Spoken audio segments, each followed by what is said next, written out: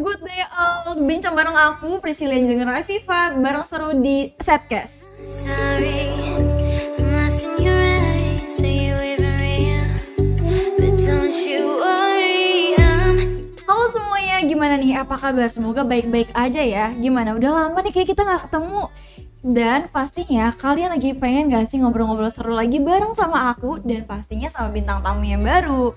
Nah, kali ini kita kedatangan sama seseorang yang motivasi juga, yaitu Kak Fatin Nabilah, lulusan tahun 2015 di alumni SMA Negeri 1 Setu. Nah, Kak Fatin ini juara kelas juga loh ternyata, di kelas 12 MIPA 4, pintar MTK, peserta OKSK, sering juga ikut lomba-lomba. Kira-kira nih teman-teman sekalian, pengen gak sih kayak kakak yang satu ini? Yuk langsung kenal sama yang satu ini. Hai Kak Fatin. Halo, Apa kabar nih Kak? baik alhamdulillah. Alhamdulillah. Belakangan ini lagi ada kesibukan apa sih Kak? Aku baru selesai lulus kuliah dari 3 alih program, terus tinggal nunggu penempatan nanti per 1 November. Keren banget. Di SMA ini kan udah banyak banget ikut lomba-lomba ya Kak. Boleh dong diceritain hal mana sih yang paling disukain, lomba mana nih kira-kira yang berkesan banget? Sebenarnya kalau lomba yang akademik itu ya kayak fisika, dulu aku kayaknya pernah ikut fisika kalau nggak salah di Seman Tambun Selatan situ. Itu tuh kayak nggak maksimal gitu loh ngasihnya. Jadi kayaknya kalau yang paling berkesan tuh waktu menang Akang Teteh Wih, waktu itu. keren banget. Itu kayak paling berkesan deh karena nggak ada persiapan tapi menang. Keren. Emang kadang suka kayak gitu ya, kita udah nyiapin segala hal, tiba-tiba ternyata malah ngedown. Giliran kita mungkin kita udah persiapan dari jauh-jauh hari nih, tapi kita nggak ngerasa. Suka banget kan ngerasa kayak gitu. Tapi belakangan ini hobi kakak nih apa sih Kak?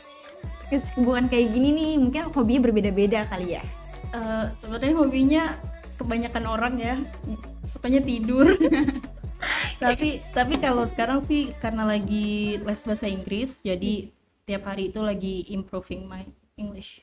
Keren banget. Tuh buat kalian semua pengen deh belajar bahasa Inggris lebih dalam lagi, karena kan emang sekarang public speaking terutama di bahasa Inggris juga penting banget ya Kak. Selain itu Kak, kira-kira kalau seandainya ikut di lomba-lomba kayak gitu, apa sih motivasi kakak? Aduh pengen ikut lomba ini lagi deh, pengen ikut lomba ini lagi deh gitu. Apa sih motivasinya pengen ikut aktif lomba? Kalau pengen ikut aktif lomba tuh karena itu jadi catatan khusus juga gitu loh. Kalau misalnya kita kerja atau kita kuliah, itu mereka tuh biasanya suka ngeliat kalau aktif itu suka ada nilai plusnya gitu. Waktu itu kan dulu aku sekarang berarti kerjanya PNS ya. Pas sebelum tahun ini itu tuh masuk PNS tuh nggak pernah ditanyain kayak gitu. Tapi kemarin tuh kaget pas habis lulus ditanya keahlian kamu apa gitu, fotografi, videografi, bahasa Inggris atau berbahasa kayak gitu. Jadi itu tuh penting banget sih. Bahkan MC juga loh, mungkin kayak kamu tuh jadi nilai plus beneran. Alhamdulillah ya, berarti punya bakat nih. Aduh, mungkin buat teman-teman yang kamar bahan bisa digali-gali dong lebih informasi kalian gimana sih bakat aku tuh apa sih gitu ya nggak sih Kak? Kayak kakak ini kan lulusan di STAN ya Kak. Itu ada nggak sih Kak motivasi atau mungkin ya, oh aku emang pengennya dari dulu nyampe sekarang pengennya di STAN, makanya kejar itu, atau mungkin perpindahan ya, aku pengennya tadinya pas kelas 10 pengennya ini, kelas 11 ini, ternyata kelas 12 akhirnya udah deh STAN aja gitu. Itu lucu sih masuk STAN tuh. Jadi dulu tuh sebenarnya kayak ketulah gitu. Dulu tuh nggak kepengen tuh di STAN karena dulu STAN tuh kan suka nge-DO orang. Dia ada sistem drop out gitu. Kalau misalnya IPK-nya nggak sampai 2,7 dia bakal di drop out meskipun udah semester 6. Jadi kan kasihan kan 3 tahun orang sekolah terus tiba-tiba di drop out gitu aja gitu. Dulu aku tuh paling nggak mau deh di STAN kayak gitu. Terus udah keterima di jurusan pendidikan bahasa Indonesia di UIN. Terus tiba-tiba orang tua nyuruh, ya kembali lagi ya ke restu orang tua karena maksa banget ibu. Akhirnya ya udahlah kita coba gitu. Dapat, mungkin rezekinya di situ kali ya. Tapi ada juga temen Yosep Darmawan, kalau tahu itu dia emang dia juga sebenarnya pengen tentara tapi orang tuanya juga pengen bea cukai, jadi dia keterimanya karena orang tua juga. Sama berarti kita Ridho orang tua berarti ya guys. Berarti emang perlu banget juga ridho orang tua tuh guys. Jadi kalau seandainya emang kalian punya potensi, pengennya kesini, jangan lupa juga buat minta ridho orang tua. Nah, tapi kira-kira nih Kak, ada gak sih yang bikin kakak ngerasa kesulitan masuk di STAN itu apa? kesulitan masuk di STAN tuh sebenarnya mungkin karena pressure temenannya. Jadi di sana tuh kan kayak se-Indonesia ya, itu tuh kayak kumpulan orang-orang, aduh, kalau di kita itu ngomongnya ambis. Oh ya, Gitu. Mereka tuh kadang bisa gitu bilang kalau mau ujian, oh aku belum belajar, tapi itu nanti 100. Tapi rata-rata zaman sekarang juga mulai kayak Oh gini gitu nih. ya, kayak SMA sekarang Iya, ya. SMA juga sekarang udah kayak gini nih. Bener-bener nanti A gitu, sampai ya ampun geleng-geleng gitu. Bener-bener temanannya dibilang karena kayak gitu, jadi karena takut ketinggalan, jadi itu kayak bener-bener kuliah belajar gitu. Sampai akhirnya dipaksa buat ekstrakurikuler karena waktu itu sempat kayak mati gitu kan organisasinya, karena terus-terusan belajar anak-anak STAN. Akhirnya dibuat keputusan kalau mau lulus ada kayak nilai aktivitas minimal gitu. Jadi baru dari situ baru menggaung lagi organisasinya. Sebelumnya mah kuliah belajar. Jadi sempat agak boring nggak kak, kayak kuliah belajar padahal pengen kumpul dulu nih sama teman-teman atau pengen ikut organisasi lain tapi takut dikejar sama teman yang lain gitu. Sempet boring sih, cuma mungkin karena kalau aku kan karena introvert ya, jadi benar-benar menikmati banget Menikmati gitu proses. Tapi kalau teman-teman sukanya yang bergaul gitu, udah banyak banget ekstrakurikuler ya bilangnya kalau di kampus tuh apa ya namanya, UKM Iya UKM. UKM kayak gitu. Itu udah banyak banget di STAN, dari stat pecinta alam, ekonomi, korupsi, apalah banyak banget. Berarti banyak ya. Kalau kakak sendiri ikut masuk yang mana? Waktu D1-nya itu ikut himpunan mahasiswa yang jurusan Oh gitu. yang jurusan pajak gitu. Waktu D3 waktu itu mau ikut lagi, keburu pandemi, jadi ya udah di rumah aja. Sempat ngehambat ya kak berarti proses pandemi kayak gini. Bener. Tapi Jadi kan berarti kan sempat ngalamin pembelajaran di masa pandemi juga kan ya? iya dong. Terus gimana tuh cara kakak ngadepin kayak gitu? Padahal kan kalau seandainya kita offline aja kita masih bingung gitu kan. Tiba-tiba harus di situasi yang online. 2 semester pertama aku masih offline tuh. Kita kuliahnya di Bintaro kan ya. Terus semester selanjutnya, apa 1 semester ya? Semester selanjutnya itu udah mulai di rumah, bayangin harus nge-zoom. Dan bahkan kan jurusan aku tuh penilaian ya, jadi harus bener-bener ke lapangan, lihat propertinya gimana, ngukur tanah, bayangin gimana ngukur tanah online. Bener-bener kayak gitu. Habis itu tapi ada kayak buku literatur dikasih dosen, terus bener-bener di situ kayak gimana manusia itu harus tetap bergerak dalam keterbatasan kayak gitu tuh. Akhirnya kita pakai satelit Google Maps gitu-gitu, dan gimana caranya kita tetap bisa ngukur tanah meskipun di rumah. Dan ya, we did it. Ya, alhamdulillah bisa ngejalanin itu ya kan, nikmatin proses-prosesnya selama ini gitu. Berarti kan STAN tuh udah jadi satu target buat kakak ya di depannya itu. Cara-cara kakak gimana sih kak? Cara apa tuh? Dari SMA menuju masuk ke STAN. Aduh aku dari SMA ambis dulu deh gitu. Karena udah punya target nih. Waktu itu belajarnya biasa sih, belajar latihan soal gitu. Pokoknya waktu itu karena awalnya itu dipaksa sama orang tua, jadi biasa aja belajarnya, belajar tapi biasa aja gitu. Sampai pas udah ada nama aku keterima, baru di situ digas tuh. Wah berarti mungkin yang menjalannya gitu. Karena dari sekian ribu orang kasarannya dan ada nama kita gitu kan, itu kayak iya. Pokoknya satu hal, jangan nganggep ada formalitas gitu. Karena dulu aku punya temen, dia udah keterima tahap 1, terus nganggep ujian olahraganya itu cuma formalitas dan akhirnya nggak ada. Jadi kayak bener-bener give your best gitu. Kasian sih, tapi ya tergantung mindset kita juga ya kan. Mindset kita yang ngatur kita sendiri.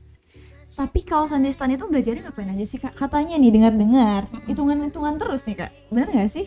Bener. Dan ada kayak beberapa dosen yang cukup ditakuti gitu. Bener-bener dosennya tuh suka nge-DO orang. Serem ya kayaknya. Serem gitu. Terus bener-bener belajar hitung-hitungan gitu dan logikanya, dan karena di sana literaturnya kita pakai bahasa Inggris bukunya. Jadi ya harus bisa. Keren banget ya. Jadi hitung-hitungan tapi pakai bahasa Inggris. Double mikir kan. Mikirnya double terus ya. Tapi untungnya MTK tuh udah sebagai hobi kakak juga yang masuk ya, menghitung-hitungan kayak gitu. Sebenarnya MTK di STAN itu MTK sederhana karena kan akuntansi ya, gimana ngitungnya. Yang diasah di STAN itu justru malah logikanya. Oh, logikanya. Jadi gimana kita klasifikasiin akun kalau di akuntansi ya, atau kalau di aku bagaimana kita ngeset satu properti itu nilainya kira-kira berapa sih kalau dikurangi penyusutan bangunannya, kayak gitu. Hitungannya sih hitungan biasa, cuma kali-kalian tambah-tambahan. Bener Tapi mumet. lumayan. Tapi bukan sewaktu penunda kita ya buat aduh kayaknya di stan nih hitung-hitungan udah deh mundur deh, bukan fashion Enggak. gitu, bukan apa, jangan ya. Jangan. Tapi kalau sana di sana itu emang ngekos atau emang sana ada asrama atau gimana Kak kehidupan di sana? Nah, ini tuh baru-baru nih stan. Zaman aku itu stan tuh belum ada asrama. Dan zaman aku tuh dulu masih ada diploma 1 dan diploma 3. Karena stan itu kan di bawah Kementerian Keuangan ya, jadi rada-rada politik juga gitu kan. Terus setelahnya itu tiba-tiba D1-nya gak ada, cuma D3 aja. Habis itu di tahun ini itu malah diganti lagi cuma D4. Jadi langsung dari SMA ke D4 langsung 4 tahun. Dan sekarang udah ada asramanya. Karena di Bintaro itu kosan tuh mahal banget kan. Iya. Karena benar-benar di tengah kota itu tuh kayak paling murah itu 1 juta. Berarti biaya kehidupan di sana gimana Kak? Ikut mahal juga? Ikut mahal juga, benar-benar ikut mahal. Tapi ada sih yang sharing room gitu sama temennya kayak gitu. Tapi sekarang karena udah ada asrama, aku kurang tahu sebenarnya asramanya itu bayar atau enggak. Cuma kalaupun bayar pasti murah banget karena kan langsung di bawah pemerintah ya. Satu kamar tuh bertiga mereka sekarang yang D4, dan D1 dan D3 udah dihapuskan, jadi langsung D4. Langsung D4. Tapi kita nggak tahu ya tahun depan gimana. Iya, Takutnya itu bisa kayak- berubah lagi gitu Iya loh. juga sih. Karena mereka suka-suka berubah. Tapi seenggaknya kita udah punya gambaran ya buat Iya, ke depannya sama. gimana. Jadi nggak perlu jual sawah buat kos di Bintaro. Dulu temen aku ada yang jual Oh, dia sawah jual loh. sawah. Iya, bukan teman aku sih, kenalan dari orang-orang itu. Karena mahal banget kosannya, jadi orang tuanya tuh jual sawah di kampung. Tapi emang kadang tuh resiko kita sebagai SMA nggak mau kuliah tuh kadang suka mikirin kayak gitu Kak. Iya. Di ekonomi Iya, keluarga. Aduh nggak ngecukupin nih, udahlah kita kerja aja. Tapi selama Kakak ikut kuliah Mm-mm. itu ada sampingan nggak? Kayak contoh aku kerja juga loh gitu. Jadi kuliah sambil kerja atau emang fokus kuliah aja? Teman aku sih ada yang kayak gitu. Dia bisa ngajarin bimbel anak-anak SMA gitu buat masuk stan, dan itu lumayan banget penghasilannya gitu. Tapi kan aku nggak pede, aku tuh masih ngerasa kayaknya aku masuk stan tuh keberuntungan deh kayak gitu loh. Jadi aku nggak kerja. Tapi teman-teman aku banyak yang ngelesin anak-anak SMA sih. Guys Gitu. Dan ada beasiswa. Kebetulan adik aku kan di Undip ya. Dia itu beasiswa bidik misi. Jadi 0 loh. Jadi jangan takut kuliah beneran. keren banget kan.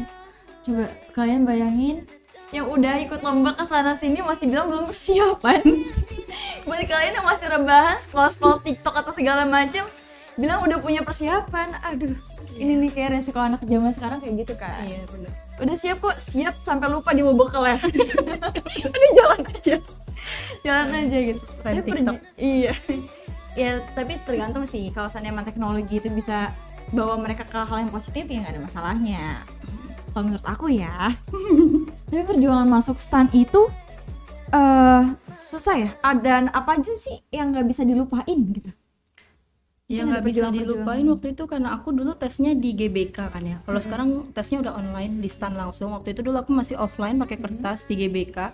Itu semuanya itu dateng sama orang tuanya, pakai mobil yang bagus-bagus gitu. Ada beberapa itu bukan pribumi asli, pokoknya dipegang-pegang udah siap semua, sepensil ada, penggaris ada, amat lengkap.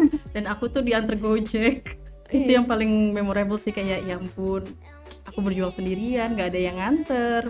Bahkan disemangatin abang Gojeknya waktu itu, semangat ya mbak gitu. Sedangkan yang lain itu udah sarapan mobil, ya gitulah. Itu benar-benar perjuangan banget. Dan waktu udah nyampe di stand, udah keterima tuh kayak wah gak sia-sia loh perjuangannya kayak gitu. Tapi itu kan pasti doa orang tua juga di rumah udah aduh ayo gitu, pasti masuk, anak saya pasti masuk. Amin gitu. Amin. Oke.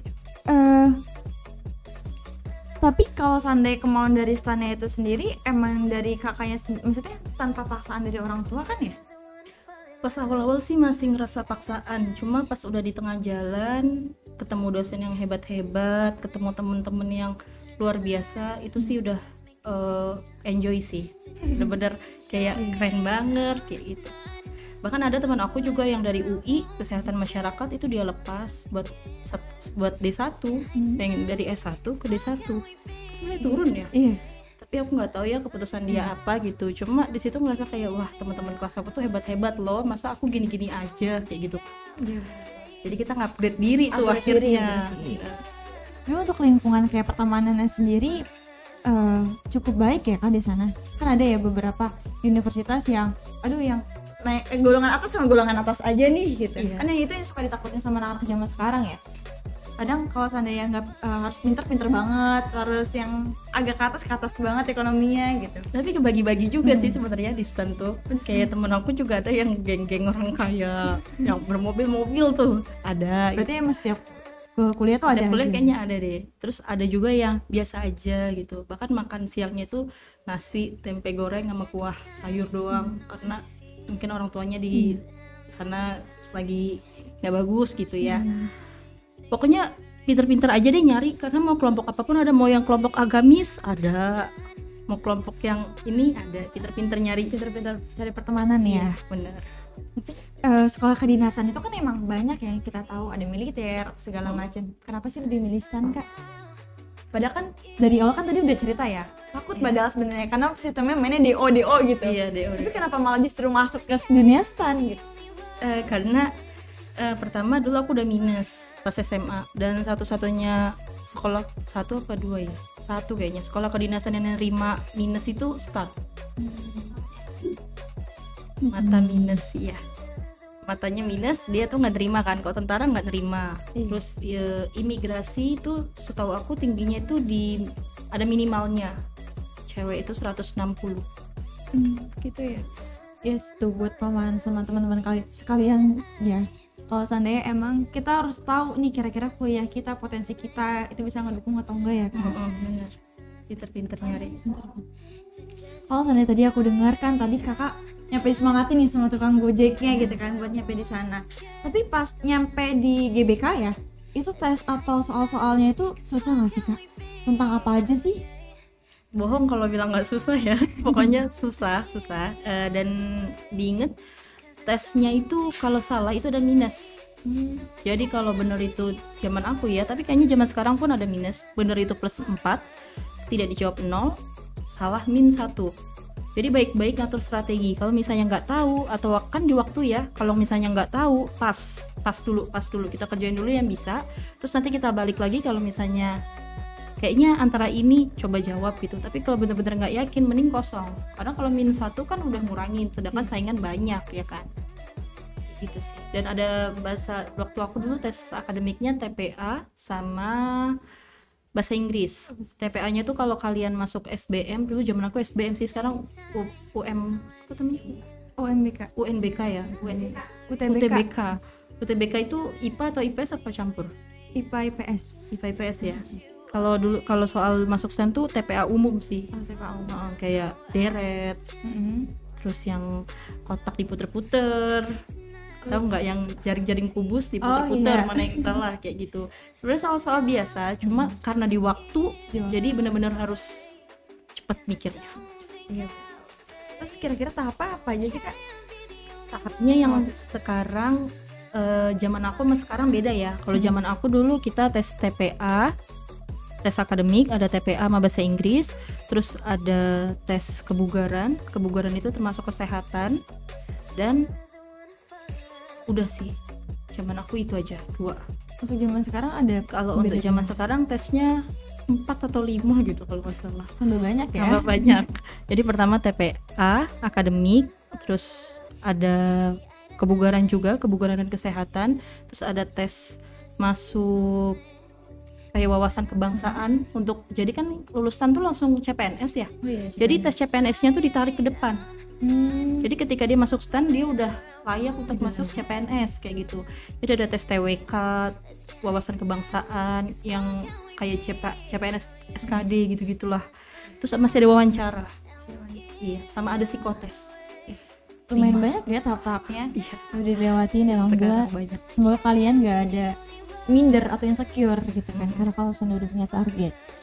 Nah setelah hasilnya itu Itu diumuminnya melalui online kah atau mungkin kita di tempat itu juga atau gimana Kak? Diumuminnya online kalau sekarang. Jadi nanti kalian dikasih kayak kode nomor pendaftaran gitu, nanti kalian cek sendiri-sendiri langsung kelihatan gitu lulus atau tidak lulus, kayak SBM dulu aku kayak UNBK juga, UTBK juga gitu masih kayak gitu ya. Seperti itu deh. Kalau dulu STAN itu dia di satu pengumuman.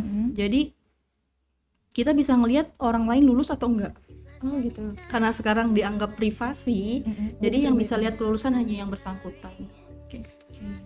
Kalau setelah kita masuk ke STAN, itu langkah awalnya gimana? Kalau Kakak waktu itu? Punya tuh langkah awal. Mungkin kayak mulai langsung kalau sampai kuliah kan masih ada ospek ya, ada ospek terus ada segala macam. Kalau Kakak gimana? Kalau di STAN tuh ada juga, tapi namanya bukan ospek sih, dinamika, dan ada capacity building. Capacity buildingnya itu sama TNI, jadi ngelatih kedisiplinan kayak gitu-gitu. Gimana kita bisa makan cepet, karena kan nanti kita disiapin jadi ASN ya. Di ASN tuh kan kadang kalau misalnya lagi banyak apa ya namanya, kalau di pajak namanya wajib pajak, kalau lagi ngantri itu dia harus makan cepet karena mereka harus dilayani lagi kayak gitu. Nah itu guna-gunanya capacity building. Terus ada dinamika ya sama sih, dimarah-marahin juga sama senior, cuma dimarahinnya tuh logis, nggak main nyiksa-nyiksa kayak gitu, enggak. Untuk pembayarannya sendiri kan kalau seandainya dilihat-lihat nih, ada hal yang sensitif dari perkuliahan itu kan di masalah keuangan ya Kak. Kalau seandainya pembayaran mungkin kayak biaya per semesternya atau gimana gitu. Di STAN tuh alhamdulillah banget gratis, tis gratis. Jadi buat adik-adik nggak usah takut. Tapi daftarnya bayar sih, daftarnya itu bayar 250 atau 300 ribu gitu, yang pasti di bawah 500 ribu. Dan cuma itu aja sampai akhir nanti. Jadi kalau misalnya ada di luar 300, di bawah 500 ribu itu dimintain lagi, jangan mau. Betul penipuan ya gitu. Pokoknya seingat aku di bawah 500 ribu sih. Dan sekolahnya gratis tis, buku pun dikasih, di perpustakaan difasilitasi. Cuma kita beli seragam sendiri karena nggak ada seragamnya. Beli seragam, beli jaket angkatan atau fotokopi yang standar kuliahan lah. Tapi untuk biaya semesterannya nggak ada. Nah tapi ada satu notes nih, karena kuliahnya gratis ya. Jadi ketika kalian tiba-tiba mengundurkan diri, itu nanti suruh bayar uang ganti rugi. Oh gitu. Kalau nggak di DO ya. Iya. Kalau di DO kan berarti kalian udah nggak memenuhi, tidak memenuhi persyaratan lagi, standarnya lagi. Tapi kalau kalian tiba-tiba mengundurkan diri gitu di tengah-tengah perkuliahan, terus kalian mau ngambil ijazahnya, itu kalian suruh bayar. Kalau nggak salah dulu D1 itu 45 juta, kalau D3 itu hampir di atas 100 juta. Agak mengkagetkan ya. Atau kalau kalian mau keluar aja tanpa nembus ijazah itu boleh sih. Oh berarti jatuhnya ke ijazahnya itu ya Kak? Iya. Keren.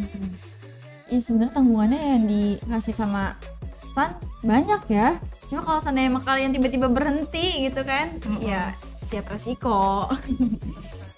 Tapi kalau seandainya buat sekarang kan sering banget nih, apalagi kelas 12 nih, sering banget dapat tawaran-tawaran nih, aduh ada bimbel-bimbel gitu, memang mengatasnamakan STAN, itu beneran nggak sih Kak? Enggak, itu benar-benar nggak ada, nggak usah dipercaya karena STAN tuh nggak pernah buka bimbel yang langsung atas nama lembaga Politeknik Keuangan Negara. STAN tuh nggak pernah ada. Jadi itu tuh kayak beberapa lulusan STAN yang kayak aku atau yang lain gitu dan mendirikan bimbel-bimbel tersebut gitu. Mungkin mereka tahu sih tips and triknya karena mereka lulusan STAN juga di dalamnya. Cuma kalau sampai menjamin masuk, yang gak ada yang tahu kan, kayak gitu. Karena berarti bukan dari STAN-nya langsung, dari oknum-oknum tertentunya aja yang mengadakan bimbel tersebut. Cuma kalau latihan soal sih bener latihan soal, ya tetap belajar bener. Cuma kalau sampai menjamin kelulusan tuh gak bisa, gak ada yang tahu kan. Iya sih, bener banget. Karena emang banyak banget Kak yang nyampe abis berpuluh-puluh juta juga buat masuk ke STAN dengan cara bimbel-bimbel kayak gitu. Nah, dan aku alhamdulillah gak bimbel.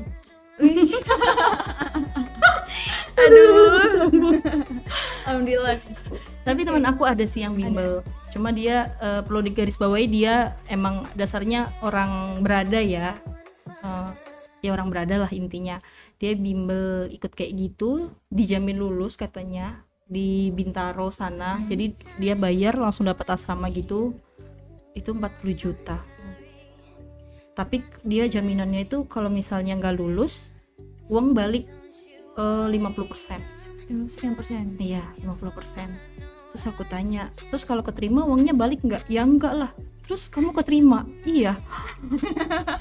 40 juta Bayar lumayan. 40 juta buat masuk ke stan jatuhnya. Iya, tapi emang Iya, dari oknum yang salah sebenarnya. mungkin sebenarnya teman aku tuh udah mampu gitu loh. Iya, Ngerti sayang kan? sebenarnya ya. Sebenarnya mungkin dia mampu, cuma nggak percaya diri. Iya. Terus dengan sugesti-sugesti mereka, jadi 40 jutanya diambil kan. Aduh, mungkin buat kalian atau buat teman-teman yang punya mimpi mau masuk ke suatu ke stan atau kuliah-kuliah, coba lebih difilter lagi. Jangan terlalu percaya banget nih sama bimbel-bimbel yang mengatasnamakan dijamin masuk atau dijamin bisa masuk lewat jalur dalam atau gimana lah gitu. Karena nggak sepenuhnya, tergantung lagi dari kemampuan dari kalian juga, kan kayak gitu. Ya, benar. Tapi ada pengalaman seru banget nggak Kak di stan selama ikut organisasi kah atau mungkin sistem pembelajarannya? Apa ya, mungkin karena kita nanti setelahnya ASN ya, jadi ketika capek banget ya, wajar banget ya anak kuliah itu capek banget kan, kadang sampai pengen nangis tuh, pengen salto saking capeknya. Beneran lo SMA itu belum ada apa-apanya gitu dibanding kuliah itu udah nggak kenal jam tidur gitu, bahkan begadang berhari-hari itu bisa karena ngerjain tugas, nangis gitu kan. Terus yang jadi motivasi itu nanti aku lulus jadi PNS, aku punya gaji, aku makan enak kayak gitu. Jadi balik lagi semangat lagi kayak gitu. Itu benar-benar Motivasi. motivasi kan yang bisa mikir kayak gitu, kayak gitu. Sampai nanya-nanya ke senior, berapa sih Kak gajinya fresh graduate kayak gitu. Biar semangat beneran biar Iya. semangat. Tapi Tapi sih ingat efeknya semangat semangat. Tambahan mungkin sedikit agak sensitif kali ini. Sering banget pertanyaan-pertanyaan dari anak-anak yang pengen masuk ke stan. Kalau lulus gaji berapa sih? Jadi gini, dulu zaman aku tuh kan ada D1 dan D3 ya. Iya. Kalau D1 itu udah di plotting masuk di organisasi mana. Kalau D1 pajak pasti masuk di Direktorat Jenderal Pajak. Kalau D1 Bea Cukai pasti masuk Bea Cukai kayak gitu.